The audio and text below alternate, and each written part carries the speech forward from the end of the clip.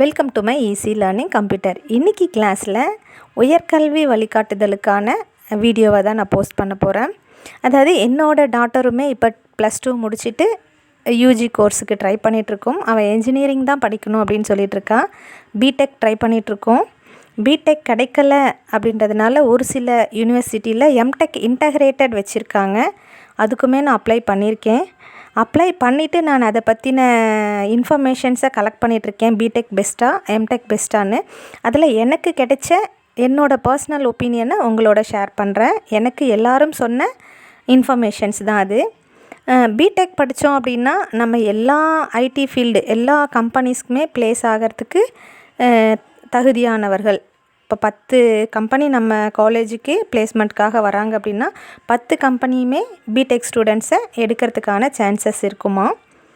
எம்டெக்கில் 10ல் சில கம்பெனிஸ் மட்டுமே எம்டெக் வேணும் அப்படிங்கிற சில கம்பெனிஸ் மட்டுமே எம்டெக் ஸ்டூடெண்ட்ஸுக்கான ப்ளேஸ்மெண்ட் கொடுக்கறதுக்கு வாய்ப்பு இருக்குது அப்படிங்கிறாங்க. அது ஒரு தகவல்.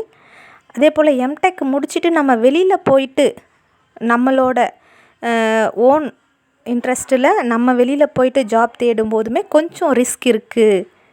டைரெக்டாக எம்டெக் ஸ்டூடெண்ட்ஸை எடுக்க மாட்டாங்க இன்டகிரேட்டட் எம்டெக்காக இருந்தால். அதுவே நம்ம பிடெக் முடிச்சுட்டு எம்டெக் முடித்தோன்னா அதுக்கு வேறு வேல்யூ. இன்டகிரேட்டடில் படிச்சுட்டு வெளியில் போய் வேலை தேடும்போது கொஞ்சம் ரிஸ்க் இருக்குது அப்படின்னு இருக்காங்க. அதுவுமே முன்னாடி படித்த ஸ்டூடெண்ட் மூலியமாகவும் நான் கொஞ்சம் தெரிஞ்சுக்கிட்டேன். படிச்சுட்டு கேம்பஸில் செலக்ட் ஆகாத ஸ்டூடெண்ட்ஸு இன்னுமே வேலை தேடிட்டுருக்காங்க 2-3 வருஷமாக கூட.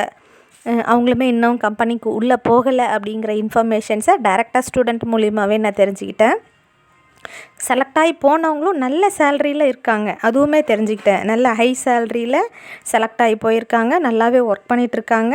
ஸோ அப்போ செலக்ட் ஆகி போனவங்களும் நல்ல பொசிஷனில் இருக்காங்க. செலக்ட் ஆகாதவங்க இன்னுமே வேலை தேடிட்டே தான் இருக்காங்க. அவங்களால டைரெக்டாக ப்ளேஸ் ஆக முடியல அப்படிங்கிறதையும் தெரிஞ்சுக்கிட்டேன். இது எம்டெக்குக்கு மட்டுமே கிடையாது, பிடெக்லேயுமே அந்த மாதிரி ஸ்டூடெண்ட்ஸ் இருப்பாங்க, செலக்ட் ஆகாத ஸ்டூடெண்ட்ஸு. இருந்தாலும் பிடெக் அப்படிங்கிறது ஒரு பேசிக் கோர்ஸு. அதை படிச்சுட்டு அதுக்கப்புறம் எம்டெக் படிக்கிறது நல்லது அப்படின்னு எனக்கு அட்வைஸ் பண்ணாங்க. அந்த இன்ஃபர்மேஷன்ஸை உங்களோட ஷேர் பண்ணிக்கிட்டேன். ப்ளஸ் அது இல்லாமல் பிடெக் எல்லா கவர்மெண்ட் ஜாபுக்கும் எலிஜிபிள். எம்டெக் இன்னும் எலிஜிபிலிட்டி வரலை அப்படிங்கிறதையும் நான் சில யூனிவர்சிட்டியில் இருக்கக்கூடிய எம்டெக்குக்கு இன்னும் எலிஜிபிலிட்டி வரலை அப்படிங்கிறதையும் நான் கேதர் பண்ண இன்ஃபர்மேஷன்ஸில் எனக்கு தெரிய வந்தது. அது எந்த அளவுக்கு உண்மை அப்படிங்கிறது இன்னும் எனக்கு கிளியராக தெரியலை. ஸோ அதனால் எம்டெக் போடுறவங்க, எம்டெக் ஜாயின் பண்ணுறவங்க கொஞ்சம் எல்லா சைடில் இருக்கிற ரிஸ்கையும் பார்த்துட்டு ஜாயின் பண்ணுங்கள். தேங்க்யூ ஃபார் வாட்சிங் திஸ் வீடியோ.